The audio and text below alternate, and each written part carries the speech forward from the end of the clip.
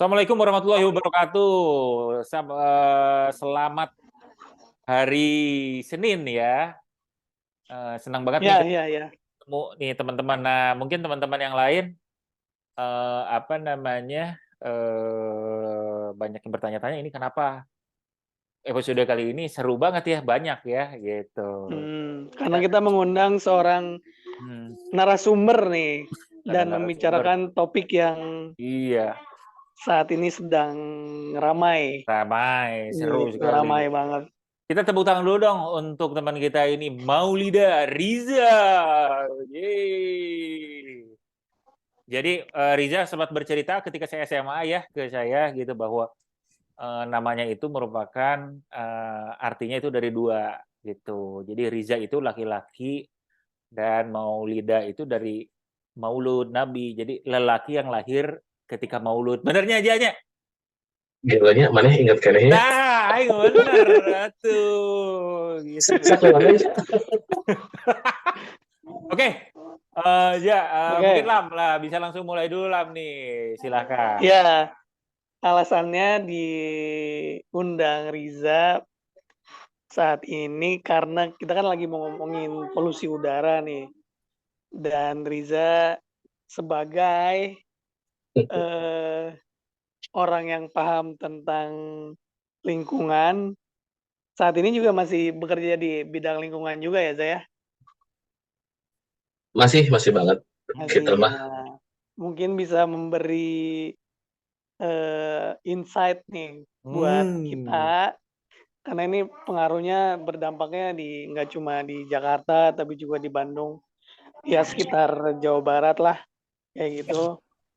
Mungkin orang penasaran sebenarnya awal mulanya kenapa sih, Ja? Kenapa baru sekarang ada muncul polusi udara? Tapi ini mah santai aja lah ya, kita ngobrol-ngobrol aja. Bener. Ngobrol santai. Setuju. Kita kayak nongkrong-nongkrong aja. Tapi apakah memang sekarang udah lagi rame atau tiba heula sebenarnya gitu, tapi baru aya nu ngaramekeun. Kalau ntar ada yang mau ngobrol, langsung ngomong aja lah. Ini mah kita ngobrol bareng aja. Iya. Tiba heula. Sok, silakan. Bismillah, Assalamualaikum warahmatullahi wabarakatuh. Ini, tadi kalau buat teman-teman yang nonton, juga nanti yang direkamannya, apa yang dibilangin Edwin sama Wilam teh berlebihan, saya mah hanya sebagai warga negara biasa gitu ya. Nah, ini menarik memang, kalau kita lihat lagi cermati ya, polusi udara Jakarta gitu, heboh pisan gitu ya, dan indeksnya dipantau tiap hari, bahkan hari ini, bahkan sekarang banyak dibandingin sama kota-kota besar di tempat lainnya gitu. Padahal ada satu fakta yang sebenarnya nggak terlalu banyak diekspos juga sama media, kalau bahwa tahun lalu gitu ya, angka polusi Jakarta itu sempat 20% lebih tinggi dari saat sekarang. Nah, gitu ya. Jadi historical polusi Jakarta teh memang sudah cukup lama gitu. Cuman alhamdulillahnya teh, saya bukan ngedoain ya, alhamdulillahnya teh Pak Jokowi batuk selama lama, agak lama gitu, jadi akhirnya orang-orang heboh gitu. 4 minggu cina sebulan batuk. Sebulan kan tuh cager gitunya, akhirnya jadi perhatian khusus. Apa nih yang jadi masalah? Ternyata polusi Jakarta, padahal pernah lebih tinggi dari ini si indeks polusinya teh gitu. Nah, kalau kita berbicara polusi, itu teh kan nggak cuma dari sebuah satu komponennya. Orang-orang berbicara sekarang teh sporadis gitu. Ini gara-gara PLTU batubara ya gitu. Ini gara-gara kendaraan yang overpopulated gitu ya di sini teh, di Jakarta teh. Tapi padahal semuanya teh itu hanya bagian-bagian kecil puzzle yang akhirnya berkumpul gitu. Ujungnya kalau kita runut gitu ya, orang-orang teh harus sadar bahwa yang namanya polusi teh nggak bisa kita selesaikan dalam 1-2 hari ini teh, karena masalah sumber polutannya itu yang sudah kalau bahasa zaman Pilpres 2019 ya sudah sangat masif dan sistematis gitu ya. Masih Nah, belum itu terstruktur. Iya. nggak terstruktur ya, benar-benar gitu. Contoh simpel. Emisi dari kendaraan aja gitu. Emisi dari kendaraan itu kan semua jenis kendaraan ada di Jakarta. Dari mulai yang emisinya bagus sama yang jelek. Kendaraan pun dari tahun yang paling jebot sampai yang paling baru juga ada gitu ya. Dan itu kan semuanya berkontribusi gitu. Nah, saya nyebutin satu kanal nih. Dari emisi gitu kan, sebenarnya ada sebuah revolusi yang dimulai dari misalkan salah satu pelopornya adalah Tesla gitu ya, mobil listrik.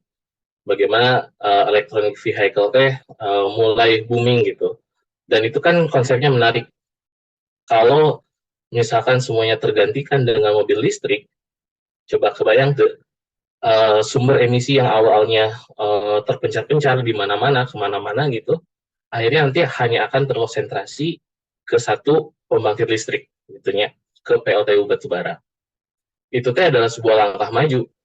Kenapa coba? Karena dengan cuma satu source, kemudian sistemnya udah kita kenalin, sistem prosesnya kita kenalin, akan jauh lebih mudah ternyata untuk mengontrol polusi udaranya dibandingkan dengan sumber emisi yang mencar-mencar gitu. Itu perkembangan bagus dari kemajuan teknologi sekarang. Tapi permasalahannya ketika kita bicara Tesla itu bisa dimiliki sama siapa gitu ya. Harganya berapa sih? 400-600 juta gitu ya. Orang yang bisa beli Tesla siapa? Apakah mungkin orang yang punya penghasilan UMR sebulan? UMR Jakarta udah hampir 5 juta gitu. Tapi ketika kita berbicara 5 juta, berarti kan buat beli mobil 600 juta mainnya rada mustahil gitu. Untuk berbicara itu teh. Akhirnya, dan pada faktanya, angkatan-angkatan kerja kita, itu secara statistik 90% pendidikannya adalah SMA ke bawah. Artinya 90% orang yang bekerja itu penghasilannya UMR, asumsikanlah seperti itu gitunya. Dan udah pasti mereka nggak akan bisa mengakses electric vehicle gitu. Dan dengan begitu kan kejadiannya berarti untuk konversi sumber emisi yang mencemari menjadi electric vehicle udah pasti jauh panggang dari api gitu. Larinya kemana? Itu berarti ke kebijakan gitu, satu. Terus sekarang masalah bagaimana membangun sebuah kota gitu, Jakarta gitunya. Dari dulu saya udah tahu masalahnya bahwa orang Jakarta mah masih mampu untuk beli mobil walaupun dicicil gitunya. Dan di Jakarta harga tanah jauh lebih mahal dibandingkan dengan harga cicilan mobil. Jadi begitu ada program leasing, bagaimana industri keuangan ikut andil dalam penjualan kendaraan, akhirnya kan populasi kendaraan itu membludak karena mobil pun mudah diakses untuk dibeli gitu ya. Balik lagi, itu berarti ke kebijakan lagi gitu. Nah, dari dua kanal itu aja sebenarnya kita berbicara polusi Jakarta ya berarti berbicara masalahnya kebijakan gitu. Yang tidak terstruktur dan tidak sistematis dan tidak masif ya gitu. Nah, itu untuk menyelesaikan ini nggak akan mungkin satu periode gubernur, harus banyak pisan gitu. Dan kalau misalkan orang-orang bermimpi mau pindah ke IKN gitu ya, itu masih perlu waktu minimal kan 25 tahun lagi ya buat orang-orang isi IKN juga. Jadi berarti berbicara masalah kebijakan, masalah polusi udara memang sebenarnya harus dimulai dari sekarang dan menyentuh ke sektor-sektor yang memang tadi terstruktur dan sistematis tadi gitu. Nggak bisa bless langsung, kecuali kayak kemarin modelnya ujuk-ujuk COVID berhenti semua gitu. Kan tapi nggak ada yang mau kayak gitu lagi mah gitu. Benar. Nah itu gambaran kondisi polusi di Jakarta Tapi saya tidak menyerang pemerintah, hanya ini teh bicara masalah, memang ujung-ujungnya masalah polusi teh ujungnya ke policy gitu. Berbicara ke sana teh. Jadi polusi itu ujung-ujungnya policy ya, ini ya. Nah, itu dia menariknya. Oke. Sok, mangga Lam. Jadi kumaha aja. Solusinya. Nah, Oke, mungkin. ini menarik. Jadi kumaha nanya, jadi kumaha teh. Berarti kan kita teh harus berpikir satu masalah short term dulu gitu. Short term teh apa? Bicara masalah kesehatan manusianya. Gitu. Kalau berbicara masalah kesehatan manusia, gitu berarti kan ini bagaimanapun kita sebagai individu teh harus memproteksi diri sendiri. Contohnya gitunya, kalau bepergian udah banyak akhirnya kebiasaan gara-gara COVID pakai masker gitu. Itu tentunya akan membantu. Tapi menurut orang yang main bola Sabtu pagi, makanya orang kudu pakai masker kan. Akhirnya saya harus mengambil resiko itu gitu ya. Nggak usah peduli dengan masalah polusi udara mah. Yang penting orang kesangan bisa ngaluakeun geus beres hidup orang gitu. Terus kemarin gitu. yang rame yang jalan disemprot air deh kan ya. Suka malu saya teh. Oh, malu ya, oke. Ulah. Iya. Jadi gini, teman-teman, kalau bicara masalah polusi, memang kita akan berbicara multi lapisan dari udara gitu ya. Apa yang kita hirup gitu. Dan polusi itu kan umumnya kalau di perkotaan sumbernya kita berbicara satu, ada yang namanya partikulat meter gitu. Kalau teman-teman tahu ada partikulat yang ukurannya 10 mikron sama 2,5 mikron. Nah itu teh biasanya jadi indikator untuk tingkat kesehatan udara juga. Itu teh dari debu intinya mah gitu. Partikel debu. Dan partikel debu ini tentunya dia akan berada di lapisan udara yang biasanya rendah karena cenderung dia punya massa yang lebih berat dibandingkan udara lagi gitu.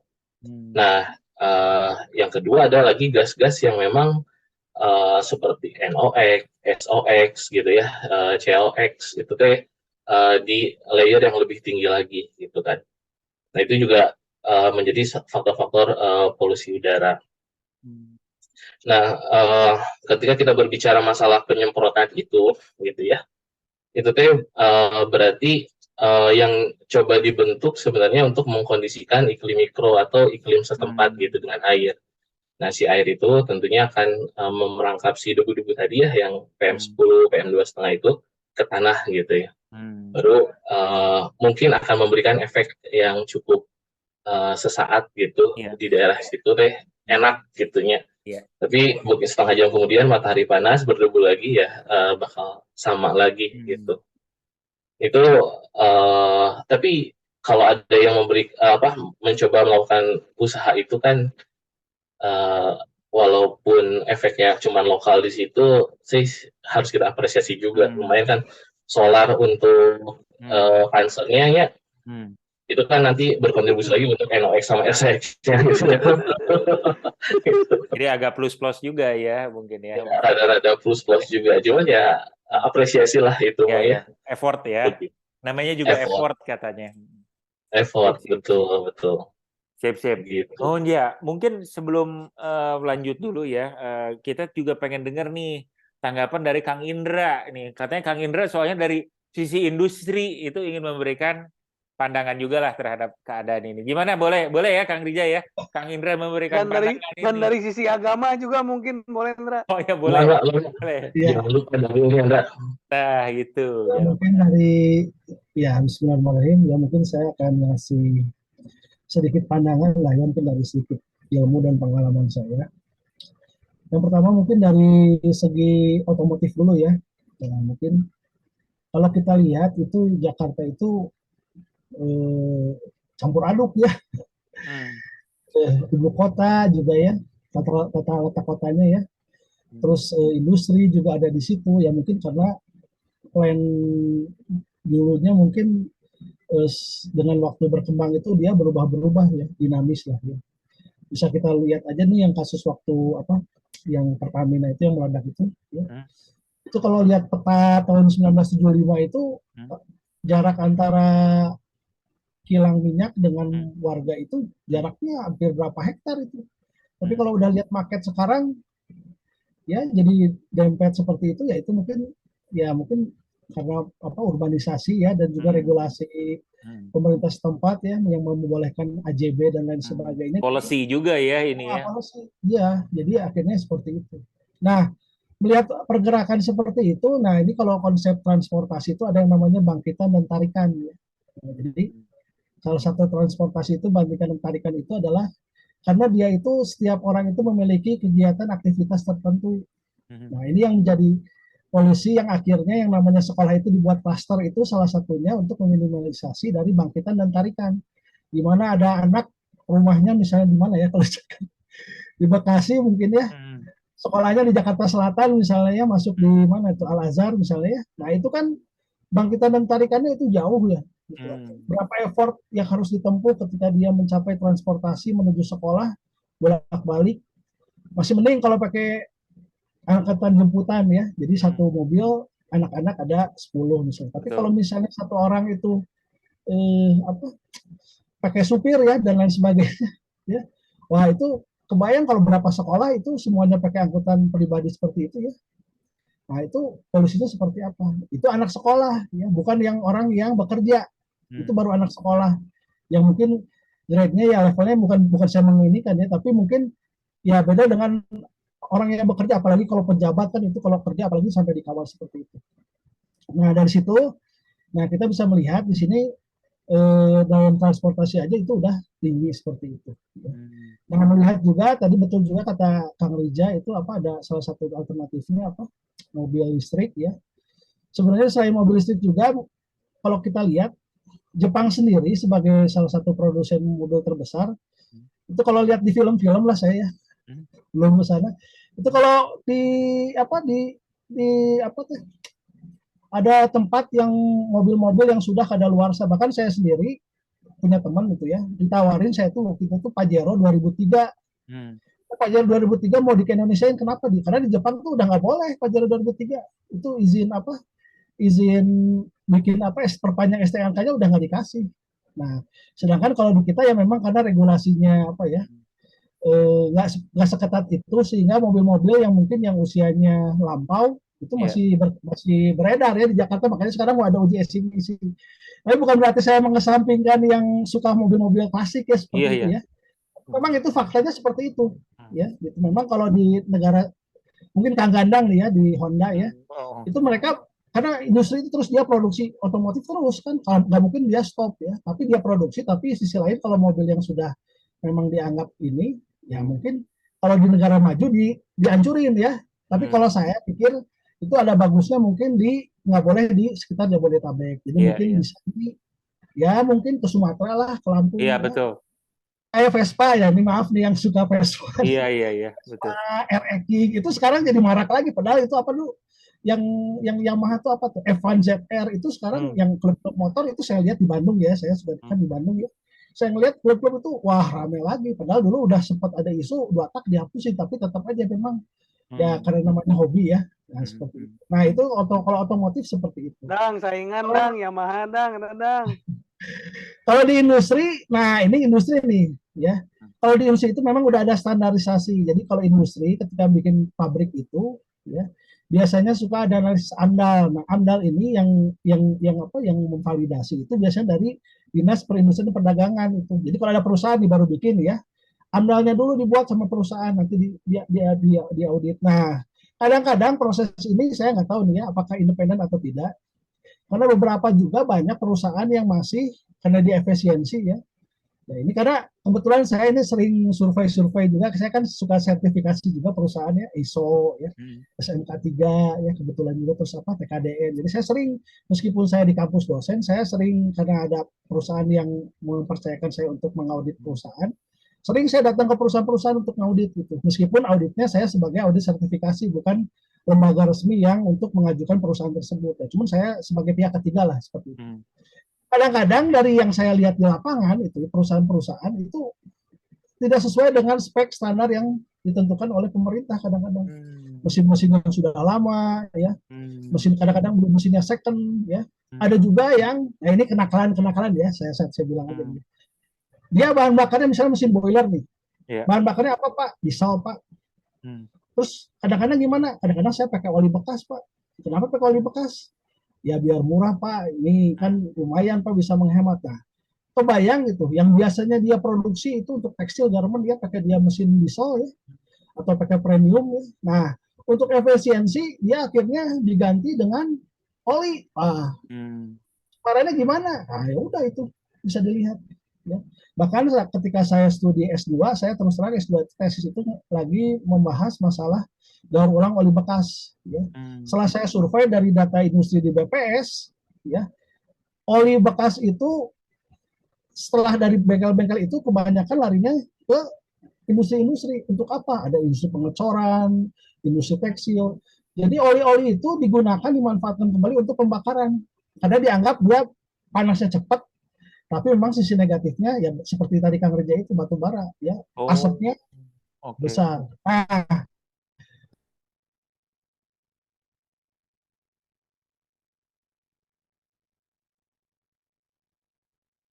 Kira. Kang Indra ini, sorry, ini saya aja atau? Nah, itu benar berarti orang gimana? Oke, berarti Kang Indra mungkin suaranya agak ini. Materinya udah mulai sensitif, ini kayaknya dari Zoom-nya udah mulai udah ada sensor ya. Ada dari konspirasi di sini ya. Jadi Indra ini dulu sebangku sama Riza ya.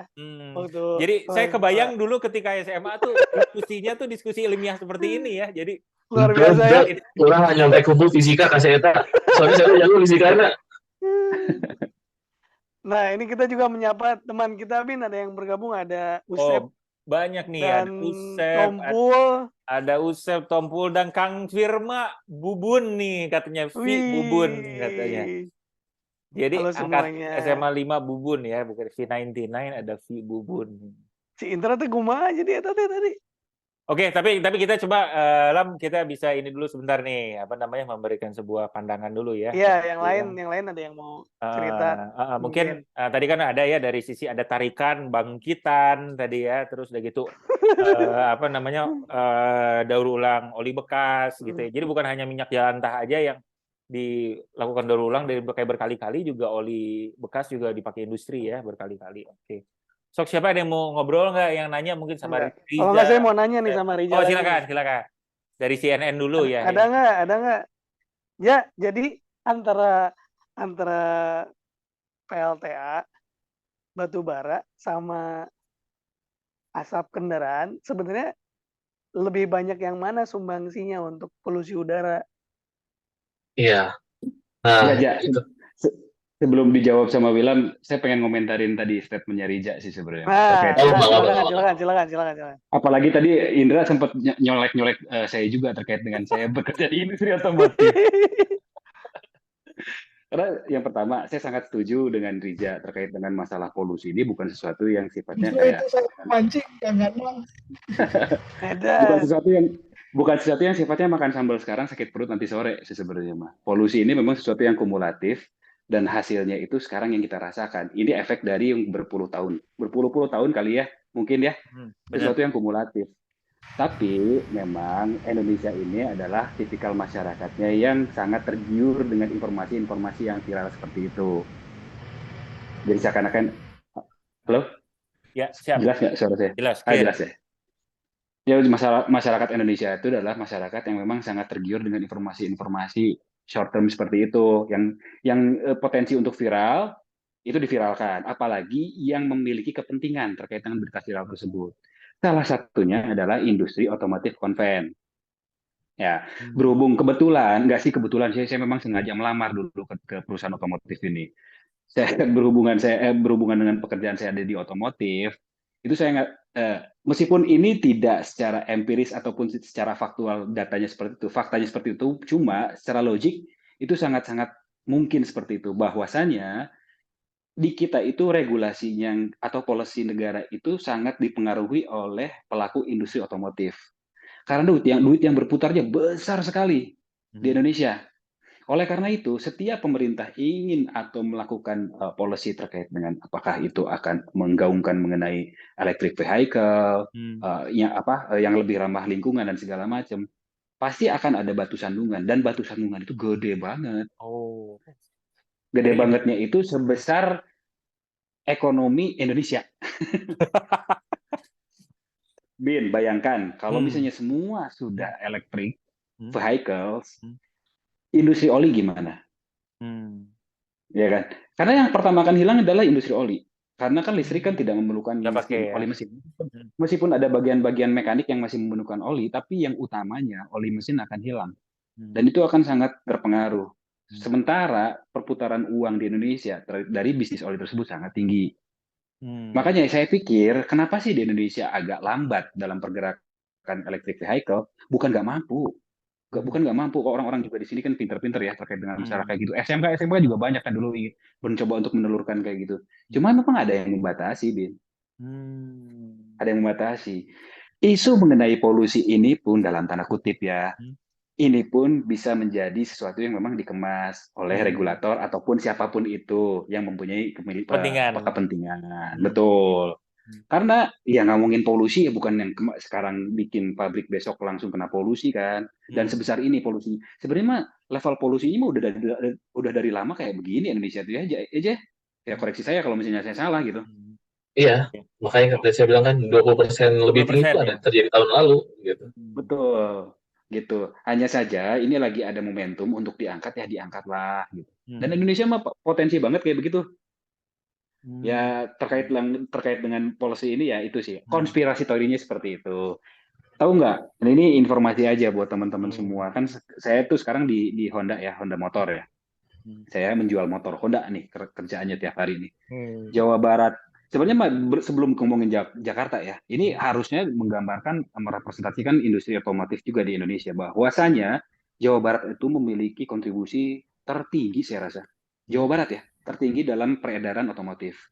Baik Saya motor maupun mobil. gambarkan saya gambarkan dari motor. Saya gambarkan Hmm. dari motor. Harusnya ke mobil pun nggak beda jauh. Ya. Harusnya ya. Motor itu Jawa Barat memiliki kontribusi 18% dari nasional. Motor. 18%. Motor baru setiap bulan. Angkanya berapa? 70.000 per bulan. Motor baru. 70.000 motor, teman-teman. Oke, mungkin teman-teman podcast tentang 99 ini angka yang cukup gede ya. 70.000 baru Sekali. tiap bulan ya di Jawa Barat saja. Baru. Jadi Hanya Honda. bukan Hanya berlisenkan Honda. yang di itu ya, hanya Bukan. Honda. Dan hanya Honda Hanya ya. Honda. Terlepas dari unit in operation yang sudah terjual sebelumnya. Ini penambahannya doang. Penambahannya doang. Betul. Berarti kalau dari 70.000 sebulan, kalau dalam setahun aja udah sejuta ya? Benar nggak sih? Betul. Kalau 12 bulan itu Betul. sekitar sejuta. Iya. Sejuta motor sejuta. ya di Jawa Barat. Ya, 800 ribuan hampir sejuta mendekati lah pemulatan. Hebat ya 900 jualannya ya, gandang. Nah, maksud saya kan industri otomotif di Indonesia itu salah satu pemain besarnya adalah Astra kan. Nah, mungkin di sini ada value chain saya nih. Kang Krisna di Rukiatan juga value chain saya nih. Ini mestinya sepaham dengan saya dan satu nada. Karena kemarin saya nanyain ke Doni, Don mau pensiun di Astra? Iya lah. Oh, berarti udah sehidup semati ini sama Astra nih. Dan kemungkinan saya juga akan sama seperti itu. 70.000 sebulan itu cuma Jawa Barat. Bisa dibayangkan perputaran uang atas ekosistem otomotif tersebut hanya dari motornya saja. Dan bisa dibayangkan juga resistensinya regulator apabila dalam tanda kutip sudah terkontaminasi oleh hijaunya uang di industri otomotif tersebut. Itu. Jadi ini sih efek samping sih. Polusi itu adalah efek samping, salah satu yang bisa diangkat mungkin untuk menghambat hal tersebut mungkin ya, gitu. Tapi akan make sense sekali kalau memang iya konspirasinya seperti itu gitu kan. At least buat saya sampai bisa hidup sampai dengan pensiun gitu. Nuhun tapi Dang, ini ya, apa namanya? Tapi ini cuman kenapa? Sorry tadi. Ya, maksudnya kita pun Honda pun kita, emang gue Honda apa? Maksudnya industri otomotif pun pada akhirnya mencari jalan tengahnya lah. Kita juga sudah berkompromi dengan hal tersebut. Akhirnya kan kemarin juga Honda meluncurkan produk barunya yang electric full kan, electric vehicle gitu. Entah itu niatan baiknya untuk berkompromi atau memang motivasi baiknya untuk ke arah yang lebih baik di kondisi polusi dan segala macam atau ramah lingkungan dan segala macam. At least sudah ada arahnya ke sana gitu. Iya, Itu Bin. Sip. Tapi nuhun ya Dang ya, ini untuk menjelaskan juga, untuk memberikan pandangan juga sih sama teman-teman lain. Pandangan lain lah. Pandangan perspektif apa ya, scale-nya gitu. Ya kan 70.000, bayangin 1 juta di Jawa Barat aja nih. Satu merek aja gitu kan. Dan motor aja. Belum mobil, belum Jawa Tengah, Jawa Timur gitu. Berarti kalau 1 juta setahun orang Indonesia itu kan 270 juta ya. Ya 0,5%-an itu motor ya baru per tahun ya. Luar biasa. Betul. Oke. Win, punten Win. Nah, aku Anda tidak berhak ngomongin orang Indonesia karena nggak tinggal di Indonesia. Maaf ya. Dia objective speaking ya, dia objective speaking. Dia hanya meresumekan data statistik yang tadi saya sampaikan aja. Iya. Nggak apa-apa lah, itu berhak lah. Lagian kan di Swedia kan sangat terbuka untuk beropini. Mereka tuh nggak ada larangan untuk beropini sama sekali, ja. Iya nggak? Oke. Kemana aja? Mungkin ada pandangan ya tadi. Iya, sebenarnya tadi orang kan baru ngomong masalah short term-nya, masalah kesehatan yang memang mau nggak mau itu akhirnya harus menjadi responsibility individu gitu. Karena memang ini juga kan akhirnya jadi multiplier effect ya, dari polusi ke kesehatan hanya bla bla bla bla banyak gitu. Tapi kalau kita breakdown lagi bicara masalah pencemaran itu kan tadi kita udah berbicara masalah sumbernya dari kendaraan bermotor gitu ya. Solusinya apa tuh masalah kendaraan bermotor? Jelas sebenarnya itu yang sedang diusahakan di kota-kota besar sekarang kan. Bagaimana menjadikan public transportation itu menjadi sarana yang memang bisa diandalkan untuk melayani masyarakat semuanya gitu dan memperkecil volume kendaraan pribadi. Tapi itu tadi sudah ada sudut pandang lain berbicara masalah jumlah kendaraan itu gitu. Nah, yang kedua kontribusinya itu adalah dari justru pembakaran sampah, limbah gitu ya. Itu yang masih terjadi. Kalau memang di skala industri yang secara komunal juga sudah ada kebijakan untuk membuat insinerasi atau insinerator ya, tahu kan ya, alat untuk membakar sampah gitu. Tapi dia harus punya suhu pembakaran 850 derajat. Kenapa? Karena itu berdasarkan penelitian sampai saat ini dengan suhu seperti itu tuh maka si polutan itu tidak akan terdispersi ke udara, tapi akan hancur hilang begitu. Nah, pembakaran sampah, limbah itu kan nanti nyambungnya ke masalah pengelolaan sampah. Dari dulu kan kita punya masalah besar di sampah ya. Sampah tuh nggak pernah kita pilah gitu kan. Akhirnya padahal dari sampah yang kita anggap sampah masih ada nilai juga tidak termanfaatkan. Organik kontennya juga sangat tinggi gitu. Kemudian banyak tercampur malah dengan limbah-limbah yang terkategori sebagai bahan berbahaya dan beracun. Itu juga problematik lagi gitu. Akhirnya balik lagi kan polusi ke arah sampah juga seperti apa. Belum kita berbicara industri, kemudian polusi dari industri itu sendiri gitu dan sektor energi. Dan ini juga kondisi-kondisi seperti ini juga jangan salah, ini juga akan didukung dengan kondisi cuaca iklim yang memang sesuatu hal yang tidak bisa kita kontrol walaupun sebenarnya ini efek dari perbuatan kita juga gitu. Kayak misalkan karena sekarang El Nino gitu ya, ada kondisi-kondisi di mana udara yang terpolusi itu udara yang lebih dingin terjebak di antara udara-udara yang lebih panas gitu, sehingga memang si polutan itu nggak bisa kemana-mana. Itu juga salah satu faktornya kenapa bisa. Kalau Bandung kan lebih spesifik. Bandung mah juga mangkok kan ya, akhirnya kalau itu terjadi ada super polusi luar biasa, pasti akan memerlukan waktu Kumpul. lebih lama untuk dia keluar dari cekungan Bandung kayak gitu.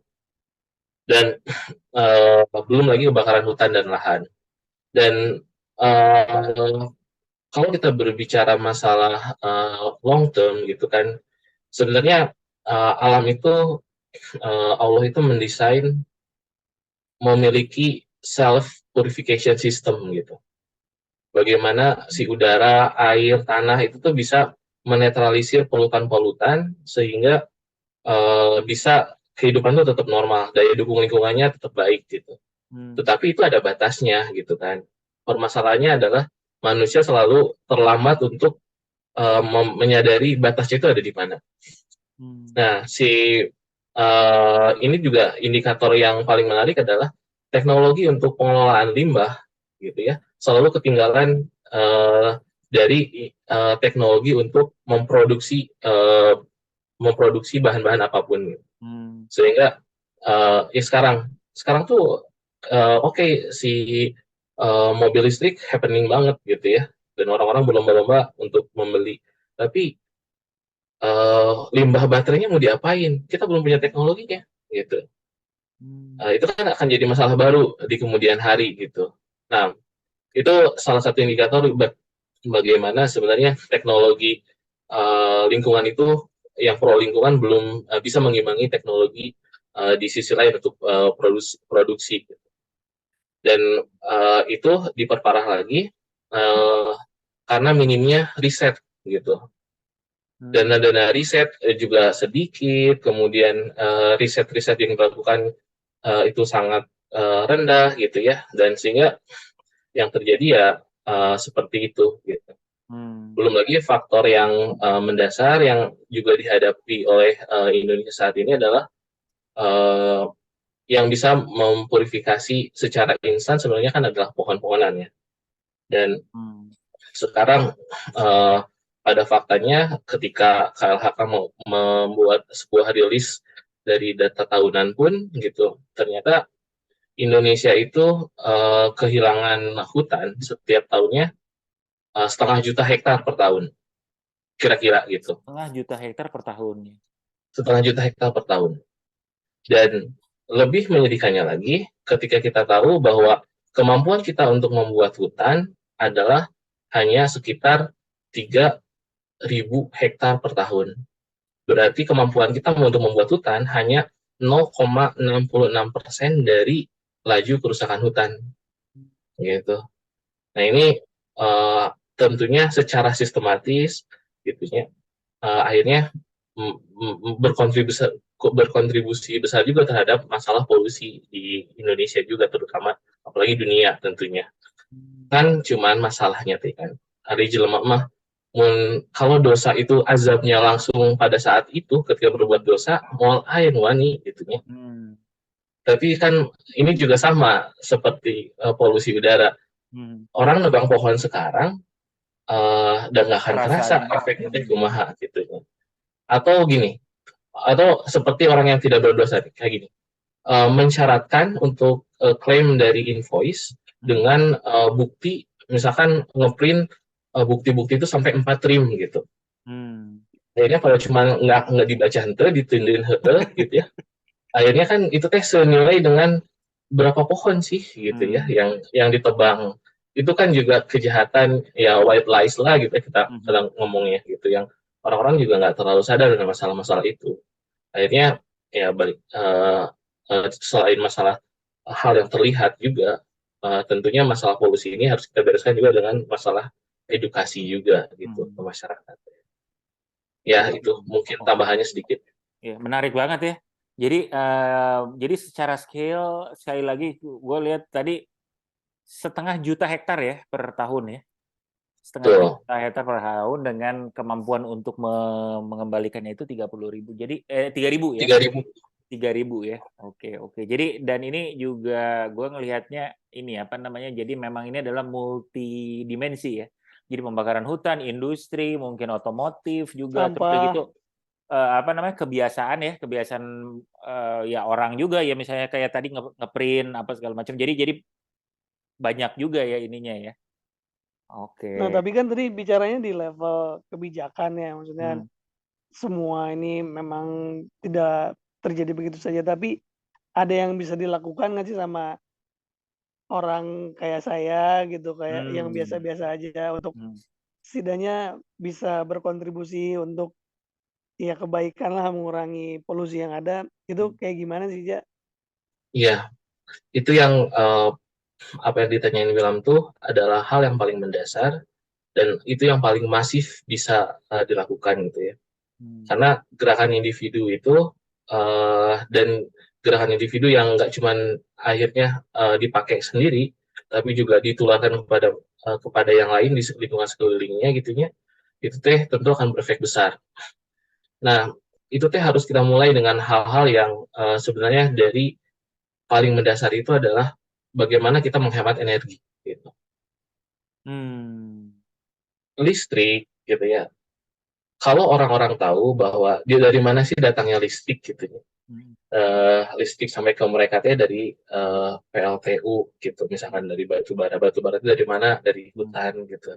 Nah, ketika terjadi mereka buang-buang listrik, kemudian nyalain AC sepanjang hari padahal nggak ada orang di ruangan misalkan gitu ya, itu juga kan hal-hal seperti itu tuh akan tentunya berkontribusi terhadap polusi udara.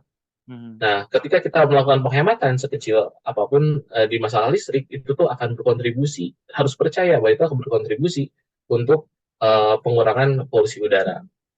Terus gimana kita ngelola sampah gitu. Memang ini yang paling repot ya, karena kita serba instan gitu. Balik lagi nih, teknologi untuk membuat kemasan itu menarik, dibungkus gitu ya, itu tuh tidak diimbangi dengan bagaimana teknologi untuk mengolah si limbah bekas bungkusnya. Jadi plastik-plastik hanya plastik-plastik tertentu gitu kan yang bisa didaur ulang. Sisanya itu harus masuk ke TPA.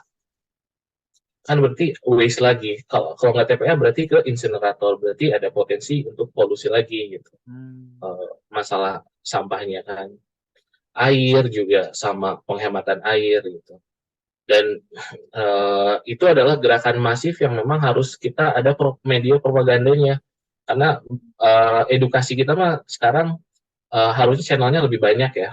Berbicara masalah media sosial sekarang udah harusnya orang viral menginfluencer apa bisa nyampe kemana-mana. Berarti memang propaganda itu hal yang juga sangat penting untuk memberikan edukasi ini gitu. Tapi balik lagi, sesuatu yang itu tuh bukan sesuatu yang instan, tapi harus kita coba gitu ya dengan sabar. Dan tentunya mungkin orang-orang yang punya followersnya sampai jutaan kayak Krisnadi Ruhyatan itu kan harusnya udah mulai mulai kampanye gitu. Kampanyekan ya, kampanyekan ya gitu sebagai influencer ya ini ya. Oke. Followernya lahir batin Krisnadi Ruhyatan mah.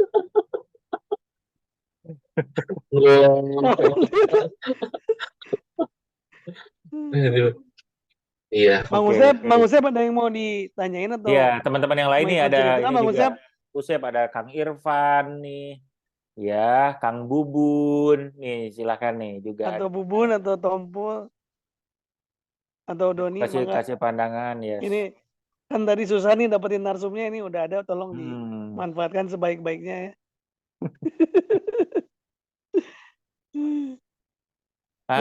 Irfan tuh. Mangga. Silakan nih. Selamat malam. Ningali banget mana dia, banget ayah yang ningali banget mana. Orang kerbun. Bangetnya ngahiji jeung bantal. Gimana, Pul? Kalau kumaha ceritanya ya.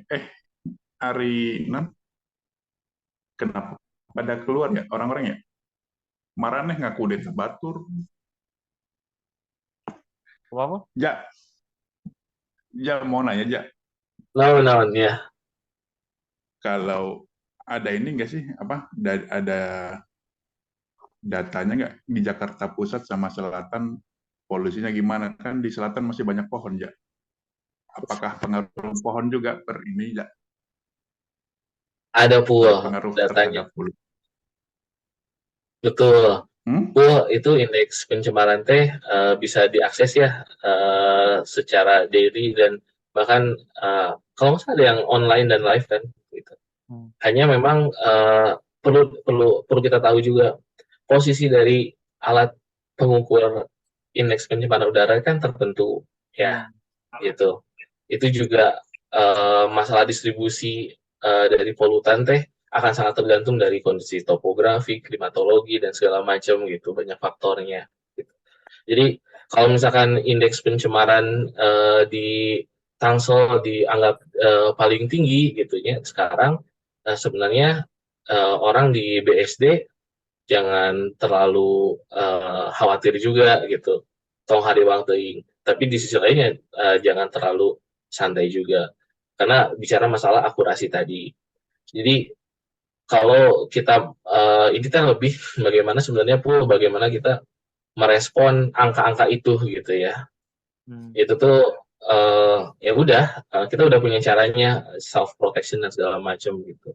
Jadi udahlah angka itu akan selalu naik turun gitunya udah pasti gitu kan dan Salah satu penyebabnya juga berarti pohon-pohon yang berkurang, Jaya, bukan hanya asap dan lain-lain ya, Jaya.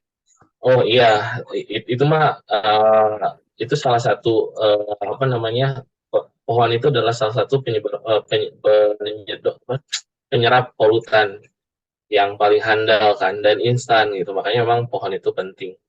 Kejadian kayak gini dan lebih parah itu teman-teman bisa browsing ya itu terjadi di Beijing kan waktu itu bagaimana mereka memulai revolusi industri mereka dalam tanda kutip ya sehingga pabrik-pabrik industri itu tumbuh pesat akhirnya kabut asap itu terjadi kan di kota itu tapi sekarang ketika tahun lalu bukan tahun lalu 3 bulan lalu kebetulan lagi ada conference si salah satu analis tentang impact assessment environmental impact assessment itu bilang bahwa Cina itu dari kondisi seperti itu sekarang itu udah di kondisi yang jauh satu level lebih tinggi daripada negara-negara berkembang termasuk Indonesia gitu.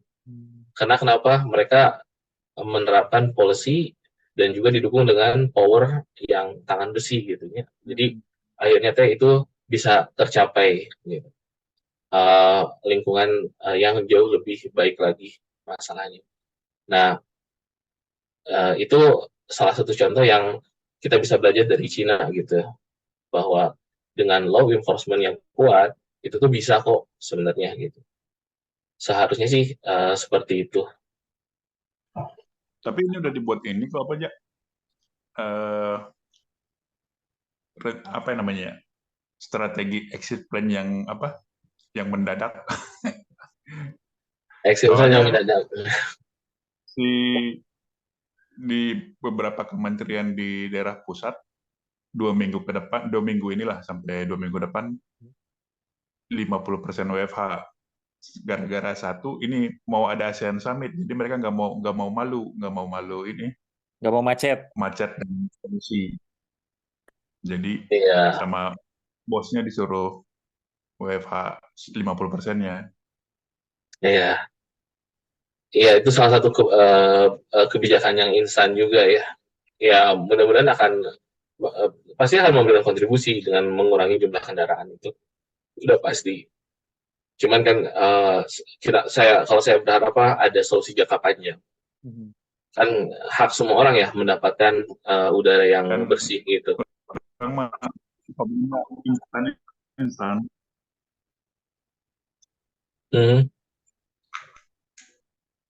Suara mana putus-putus ya? Gimana bro? Iya kan kita masukkan yang instan, nggak suka yang proses. Karena kan dulu merdekanya juga instan. Jadi memang sudah tradisinya. Aduh. Menarik ya jadi ya. Kumpul tadi nanya mengenai perbedaan. Kalau jadi secara apa tadi mungkin Riza juga cerita ya di beberapa area itu mungkin mikro ya, impact-nya mikro ya. Jadi kalau misalnya Jaksel banyak pohon, secara daerah dekat pohon itu ya mungkin rada mending gitu ya. Tapi gitu masuk daerah yang agak lebih padat dan gersang, ya akan mulai naik lagi gitu ya. Iya, kompleks sih Win, karena faktor penyebaran polutan itu kan banyak ya, ada klimatologi di situ gimana, topografinya gimana, kan semuanya nyambung tuh semuanya tuh. Oke. Saya mau nanggapin Kang Edwin. Nah, silakan nih. Mangga. Melanjutkan yang tadi nih ya. Ya, jadi yang tadi itu kan lagi dibangun Satgas ya, itu terutama ke kawasan industri. Tadi terakhir sampai oli tadi, Indra. Ya, yang oli itu salah satu kasus lah ya. Jadi lagi dibangun Satgas, mungkin nanti ke kawasan-kawasan industri. Cuman yang harus dianalisa kembali, ya dikaji kembali. Jadi industri itu kan macam-macam jenisnya.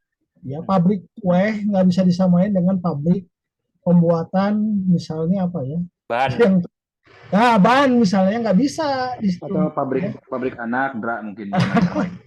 Nah, jadi mungkin nanti bisa dievaluasi setelah nanti ada Satgas itu mensurvei dari kawasan-kawasan industri tersebut. Ya ini mungkin long term ya. Nah, kira-kira pabrik mana yang mungkin kira-kira kurang cocok mungkin lokasi di situ. Harus dicari yang lokasinya mungkin lebih green lah. Gimana nanti si karbon-karbonnya diserap di situ. Soalnya kalau saya survei di Jabodetabek lah ya, itu campur aduk itu semuanya. Ya jadi peruntukannya dia klaster apa. Sedangkan kalau misalnya di negara-negara lain ya, itu udah jelas ada klaster sawit. Jadi di situ perusahaannya sawit semua, klaster elektronik, otomotif apa gitu ya. Nah, mungkin nanti bisa dikaji lagi ya. Sehingga nanti industri-industri yang berpolutan tinggi itu mungkin nanti ke depannya bisa izinnya mungkin dipindahkan. Kayak di Bandung aja. Sekarang di Bandung tuh udah nggak boleh, di kota Bandung ya, nggak boleh pabrik, nggak boleh. Jadi kalau mau bikin pabrik apa, tapi kalau misalnya bikin pabrik roti boleh di kota Bandung. Tapi kalau dia misalnya tadi bikin pabrik ban ya, harus di Majalaya misalnya. Nah, eta harus ke Majalaya atau ada Bandung coret lah ibaratnya bahasa Bandungnya mah ya. Jadi jangan di kawasan itu. Nah, sekarang juga di Jabodetabek juga saya pikir pemerintah harus cepat itu yang merespon kondisi ini. Karena kalau industri pola pikirnya gini, dia profit oriented, pasti orientasinya nggak terlalu peduli lingkungan meskipun ada gaung green ya. Ada sertifikasi misalnya ISO 14001 untuk lingkungan. OSHA standar luar negeri ya. Ada juga yang standar pemerintah SMK 3. Itu semua mereka dilakukan, tapi pada pelaksanaannya ya tetap aja kadang-kadang nggak sesuai dengan standar ya. Tujuannya misalnya perencanaan produksi nih, ada order misalnya ya, sekian. Nah dia sampai kerja 3 shift ya. Dari 3 shift bayangin itu mesin terus aja, nggak ada stopnya itu. Ada shift lagi. Paling kalau ini satu produksi itu mesin itu bisa 1 bulan itu bisa 2 kali off itu. Rata-rata bisa 2 kali off. Karena kalau dia banyak off itu dia rugi. Dan mungkin Kang Edwin tahu lah waktu di Unilever ya. Itu akhirnya dia ada biaya payoff, ada biaya waiting time dan lain sebagainya. Itu bagi perusahaan itu merugikan bagi mereka. Apalagi perusahaannya yang standarnya udah lean management ya, lean serba zero yang kayak gitulah, nggak mau ada efisiensi dan lain sebagainya, mau seperti itu. Nah makanya salah satu menurut saya nih ya, pendapat saya harus dikaji ulang lagi di pemerintah nih, industri-industri yang ada di Jabodetabek ini mana yang layak masih di Jabodetabek dan mana yang mungkin harus direlokasi ya.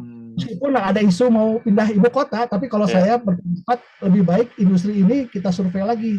Ya, yang cocoknya yang mana? Bukan apa-apa, bukan artinya mendiskreditkan ya, demi kepentingan bersama, demi kepentingan kesehatan, ya demi kepentingan seluruh warga Jabodetabek ini kesehatannya, ya harus ada yang dikorbankan seperti itu. Nah, kalau ada perusahaan-perusahaan itu yang mau akhirnya pindah dan lain sebagainya, nah itu harus diacungin jempol. Boleh juga pemerintah ngasih misalnya dikasih apa yang namanya insentif. Misalnya insentif pajak. Kalau mau pindah nih, pajaknya turunin 20%. Nah, itu biasanya perusahaan tertarik kalau gitu, wah asik mau nih. Ada insentif ekspor misalnya untuk cukai dan lain sebagainya. Harus dikasih stimulus agar si perusahaan-perusahaan ini nanti mungkin bisa pindah ke lokasi yang lain yang mungkin masih nggak terlalu jauh lah. Misalnya ya pindah ke Jawa Tengah atau ke daerah Lampung atau ke daerah Jawa Barat bagian selatan, silakan aja. Nah itu mungkin dari saya salah satu solusi untuk Jabodetabek sekarang ini ya mungkin ya ini mungkin masukan Itulah gitu ya, dari sisi industri lah. Kalau dari saya seperti itu, Kang Edi. Terima kasih. Siap ditugaskan jadi satgas ya, Andra ya. Nuhun Kang Indra ya. Kayak proyek saya kerjakan Kang Tompul biasanya sok nawisan proyek ke saya. Kemarin ke saya ke Rusia cenah. Dra, presentasi ke mana? Ke Rusia. Mendadak saya teh. Cenah sok mau enggak? Siap-siap ke Rusia cenah. Siapin paspor cenah. Saya tengah dadak mah nggak bisa tuh, nggak tahu tuh siapa yang Tompul ke Rusia cenah. Mau aku saya cenah ke Rusia cenah. Tompul jadi genial tentara melawan Ukraina-nya. Ini tuh Tompul tuh raja proyek tuh Tompul. Nah, itu ada yang menarik ya. Saya mau namanya sedikit lagi tentang sebenarnya bagaimana usaha sistematisnya gitu. Kita tuh udah perlu yang namanya environmental strategic plan. Itu tuh kita berbicara masalah rencana pengelolaan lingkungan yang sifatnya nggak lagi lokal, nggak berbicara lagi oh ini mah DKI gitu ya, oh ini mah Bekasi, Jawa Barat gitu, nggak. Tapi kita berbicaranya udah harus berbicara regional, bahkan nasional gitu ya. Dan bahkan harus ada yang secara global juga. Tapi kalau global kayaknya akan sangat sulit untuk terwujud. Minimal regional dan nasional tadi. Ya salah satu contoh kecilnya adalah masalah alokasi industri itu ada di mana gitu kan. Yang kedua, permasalahannya lagi sekarang, oke, setiap industri teh dibekalin sama AMDAL gitu. Cuman AMDAL itu biasanya dibuat oleh konsultan yang hebat, kemudian menjadikan sebuah dokumen yang sangat rapih dan kata-kata yang bagus gitu ya. Dan kemudian ketika diterima oleh pemilik proyek itu ditaruh di lemari dan ditutup, dikunci. Itu. Ini Rija sangat berpengalaman ini dulu ini. itu permasalahan besar banget kan akhirnya. Iya, jadi kita tuh harusnya sistem AMDAL teh udah nggak cuma sekali shot gitu. Jadi sekarang kan ada tim pakar penilai AMDAL, ada tim konsultan gitu ya, dan kemudian ada pihak permakarsa dari industri berbagai macam kalangan. Nah, itu tuh proses yang sekarang tuh si permakarsa sama si konsultan itu tuh harus membuat dokumen yang bagus agar si pakar ini merasa terpuaskan dan akhirnya AMDAL-nya diterima gitu kan. Tapi pada faktanya pencemaran lingkungan tetap terjadi gitu. Nah, ini adalah sebuah fakta yang harusnya kita bisa benerin gitu di sana teh. Nah, kalau kita berbicara pola dari AMDAL internasional gitu ya, itu tuh yang memang dilihat dipermakarsai sama industri yang besar, dan itu juga biasanya sama pihak International Finance Corporation juga. Itu kita berbicara AMDAL ketika kita ada industri nih mau bikin suatu kegiatan, itu tuh harusnya udah bisa dinilai bahwa ini tuh industri itu boleh atau enggak gitu ya dengan segala konsepnya itu. Kemudian sama si pakar yang penilai ini itu tuh kalau memang sudah boleh industrinya, maka dia akan dikasih rekomendasi apa saja yang harus dilakukan untuk mengelola lingkungan. Nah, nanti itu akan dievaluasi setiap tahun gitu. Jadi AMDAL yang ada teh harusnya bersifat dinamik gitu dan selalu adaptif terhadap perubahan-perubahan apa yang terjadi di sana. Tapi konsep itu punten gitu di kita teh masih banyak kurangnya. Jadi AMDAL tuh dokumennya statik banget. Kalau mau rubah dikit harus ada proses administratif yang panjang yang bikin orang males. Jadi dengan kerumitan birokrasinya akhirnya orang lebih memilih menyiapkan atau merekayasa data biar itu bisa diterima. Nah, itu yang sebenarnya kan akhirnya itu yang menyebabkan kenapa AMDAL-nya bagus tapi polusi tetap terjadi gitu. Jadi polisinya juga perlu ini ya, apa namanya? Ya itu tadi ya, dinamis dan jadi tengah heseken ya. Jadi ya intinya tuh juga biar orang lebih menuju ke apa namanya? Lebih menuju ke implementasi yang mungkin gitu, orang tuh jadi mau mengerjakan itu gitu ya. Yang lebih menariknya itu saya memperhatikan, yang lebih menariknya itu Bin, saya memperhatikan Rija mengemas bahasanya supaya santun, itu luar biasa loh. Padahal kalau misalnya nggak konten, Padahal kalau misalnya nggak on cam kayak gini bahasanya bukan itu yang Oh, dipilih. Kalimat-kalimatnya itu beda. Aja ya. Oh, betul banget ya. Aduh, Rija, ini karena Rija. on air ya. Ini karena kan Iya untuk karena on air. halayak publik ya. Ini ya konsumsi. Rija itu mengharapkan teman-teman semua paham dengan implisit apa yang Ya. dimaksud ya. Betul, betul, betul. Paham dengan implisit. Oke. Oke. Sip. Sip kayaknya ya. Ini menarik banget ya diskusinya. Wilam mau ada pandangan atau misalnya merap up ini? Ebin kayaknya. Oh, Ebin aja. Oke. Langsung lempar gitu. Oke. Tapi masukkan aja satu hal, Bin. Dikit Oke. aja, Bin. Mungkin wrap up. Jadi kan tadi kan teman-teman semua termasuk Riza dan Indra juga memaparkan short term, mid term, dan long term juga terkait dengan kita menangani masalah ini kan ya. Yang cukup teknikal dan harusnya bisa efektif apabila tetap manusia yang di dalamnya itu berkontribusi juga dalam menjalankan mindset-nya. Sebenarnya yang saya pengen garis bawahi di sini adalah mindset. Kalaupun ternyata yang sudah menjadi pelaku-pelaku regulator itu sudah tidak dalam tanda kutip sulit untuk dirubah, at least anak-anak kita lah kita ajarkan bagaimana caranya memiliki mindset yang positif terkait dengan hal ini dari hal-hal yang kecil gitu. Ya kan segala sesuatunya secara holistik harus dianalisa ya. Termasuk juga bagaimana pembentukan mindset ini harus muncul nantinya itu ketika anak-anak kita pada usia-usianya untuk menjalankan negara ini memiliki fundamental yang baik, yang positif. Gitu. Saya rasa itu pun harus menjadi concern dari kita semua. Ya jangan menganggap remeh hal tersebut gitu kan. Ya kita juga harus jadi contoh buat mereka juga gitu kan. At least dengan menjadikan contoh, kalau dimultiplikasi kali 200 juta warga di Indonesia harusnya kan jadi sesuatu yang masif gitu. Dari hal-hal yang kecil terkait dengan pengiritan, terkait dengan mindset mengenai apa yang kita lakukan akan mengakibatkan butterfly effect terhadap di tempat lain. Yang kayak gitu juga perlu kita ajarin sih. Dan saya rasa saya sangat apresiasi terhadap kurikulum pendidikan sekarang. Kalau dibandingkan kita waktu zaman kita diberikan pendidikan, kayaknya jauh banget secara kualitas, ya kan? Kalau kita kan dulu kan yang penting hafal ya. Nah, kalau saya sih kemarin saya beberapa kali mengikuti lokakaryanya SD tempat anak saya belajar, cukup oke sih. Dan orang tuanya pun harus mendukung hal tersebut. Di saat sekolah-sekolah sekarang itu kurikulumnya adalah mengenai how to survive in life dan juga how to respect others' life gitu. Jadi akademis itu optimis ya, Dang ya. Harus optimis. Kalau nggak optimis mah jangan ada pengharapan apapun gitu. Saya pikir harus optimis selalu dan itu juga garis bawah juga optimisme itu harus dijaga karena kalau misalnya udah nggak optimis boro-boro gitu kan bisa jalan gitu. Itu sih. Ya di saat kondisi saya rasa ada pengharapan lah maksudnya. Memang kalau misalnya ngomongin akselerasi tidak bisa secepat itu, tapi for at least anak kita dan kedepannya cucu kita juga bisa menjalankan yang lebih baik. Stepping aja.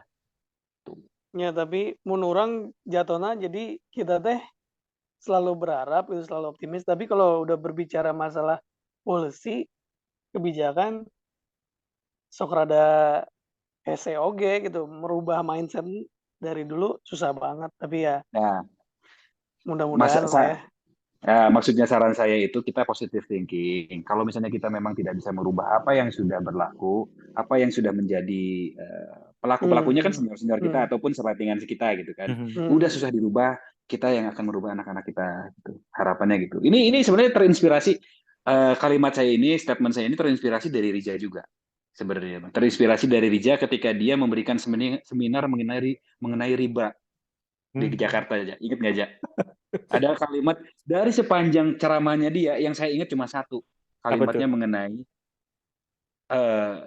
sesuatu riba ya dalam konteksnya pada situ ngebahas riba itu adalah sesuatu yang tidak bisa susah untuk dirubah ya susah dirubah tapi for at least anak kita berikanlah contoh untuk tidak mengulangi apa yang kita lakukan gitu dari hal-hal kecil. Itu kena banget ya. Itu dari 2 jam itu ngobrolnya, nu saja nama orang tengah arti, sumpah aja. Kurang bisa garis bawahi eta unggul. Tapi minimal ada itu bagus itu. Minimal ada satu yang dibawa pulang. Itu keren. Itu minimal. Mantap. Ya, kalau misalnya kita tidak bisa merubah apa yang sudah terjadi sekarang, bukan tidak bisa sebenarnya, agak sulit. Kita berusaha dengan merubah apa yang akan terjadi di masa depan gitu. Dengan anak-anak kita. Gitu. Sip. Mantap, Oke. teman-teman semua. Terima kasih waktunya. Mudah-mudahan kita bisa lebih sering lagi ya ngobrol-ngobrol gini, ngebahas isu-isu yang lagi ramai dibicarakan. Jadi buat obrolan kita, karena dulu kan kita suka nongkrong bareng, ngobrol-ngobrol. Sekarang susah, jadi medianya di tempat yang berbeda. Mudah-mudahan bermanfaat. Terima kasih Rija sudah mau berbagi, yang lain juga teman-teman semua terima kasih. Nah, nanti juga kita rencananya mau ada reuni, mudah-mudahan teman-teman semua sehat, kita semua bisa ketemu lagi. Rencananya April 2024, tapi nanti sambil jalan di fixin lagi waktu dan tempatnya ya. Silakan Ebin. Udah itu aja. Makasih banyak teman-teman ya. Jadi mungkin nggak usah wrap up. Jadi mungkin teman-teman tadi udah ngedengerin juga ya. Apa namanya? Karena banyak, kalau buat gue sendiri ada beberapa yang menarik ya. Jadi multidimensi, karena ini scale-nya gede juga. Terus udah gitu Ganang tadi bilang mindset ya. Jadi Ya, dan dari mulai policy. mindset, terus udah gitu juga ini long term ya. Jadi kita jangan berharap langsung. Jadi ini sesuatu yang jangka panjang. Mudah-mudahan at least ini bisa jadi awal lah ya diskusi kita ini. Awal atau udah di tengah-tengah ataupun apapun, tapi berkontribusi untuk ngingetin ya, mungkin kita hari ini bisa juga nih ngapain kayak gitu ya, apa namanya, buang sampahnya kayak gimana, atau polisinya gimana, atau hemat energi. Walaupun lagu hemat energi, hemat biaya itu udah ada dari tahu zaman TVRI, tapi ternyata mindsetnya perlu kita lebih implementatif ya, dari bukan sekedar slogan ya gitu. Saya tahu umur kamu berapa. Oke, siap. Nuhun ya semuanya. Makasih banyak semua ya. Sehat-sehat. Atur nuhun pisan semuanya. Atur nuhun bisa, semuanya. atur nuhun. Assalamualaikum. Waalaikumsalam warahmatullahi wabarakatuh. Waalaikumsalam warahmatullahi wabarakatuh. Atur nuhun pisan semuanya.